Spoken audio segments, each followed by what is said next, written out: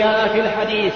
أن الإنسان الذي لا يحافظ على الصلاة أو لا يصليها يكون يوم القيامة مع قارون وفرعون وهامان وأبي بن خلف، لا يكون مع النبيين ولا مع الصديقين ولا مع الشهداء ولا مع الصالحين، إنما يكون مع أئمة الكفر. اتقوا الله تعالى وأقيموا الصلاة وآتوا الزكاة وأطيعوا الرسول لعلكم ترحمون. ألا وإن من إقامة الصلاة أن تصلوها جماعة في المساجد مع المسلمين، فإن النبي صلى الله عليه وسلم قال: لقد هممت أن آمر بالصلاة فتقام،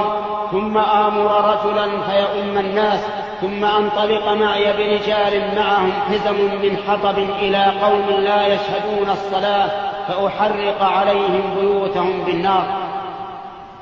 قال النبي صلى الله عليه وسلم ذلك تهديدا وإنذارا للمتخلفين عن صلاة الجماعة، فلا يحل لمسلم قادر